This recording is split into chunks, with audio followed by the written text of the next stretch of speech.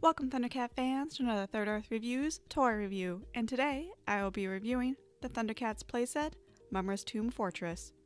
Mumm-Ra's Tomb was released in Series 2 and 3 of the LJN Thundercats toy line in 1986 and 1987.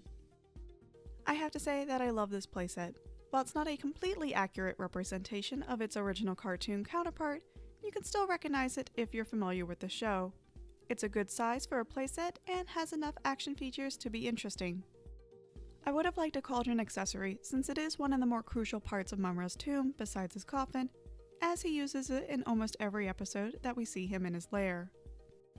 I also find it a little strange that the back of the playset has a more mechanical look with the sculpted details and stickers instead of a tomb look like we see in the front. This is something I would have expected with the cat's lair or maybe Castle Plundar and not Mumm-Ra's tomb. A common problem with this playset is that typically the pieces and stickers have been lost or damaged.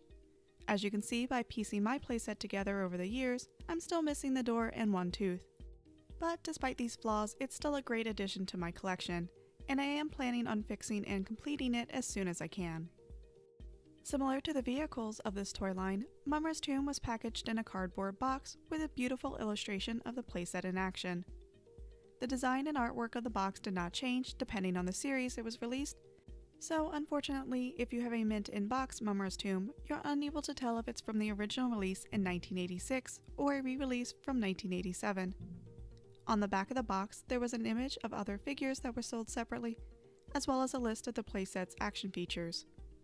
The tomb had a few different action features. The main feature was the transforming chamber, which allowed Mummy Mumm-Ra to transform into Mumm-Ra the Ever-Living. This was done by placing both figures in the chamber with one character being on each side. Once the coffin door was closed, you can use the wheel on the back to turn the base, and your character would transform from one form to the other. It should be noted that the figures can sometimes get stuck if their arms are not tucked into their sides, especially Mumm-Ra the Ever-Living, since his battle-matic action can affect the movement of his arms. The tomb also had glow-in-the-dark eyes and teeth, as well as two ancient spirits of evil that had moving heads, arms, and tails.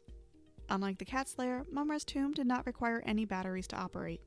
The tomb came with a few different accessories, which included a minotaur and reptile or crocodile statue, the Mummy Mumm-Ra figure, a sticker sheet, and an instruction sheet. Unfortunately, I was unable to find any variations of the tomb, so if you happen to know about any, please let me know in the comments below. Mumm-Ra's tomb is a fantastic addition to any Thundercat collection. However, it has gotten a little expensive, so if you are interested in getting one for yourself, I would recommend getting one complete.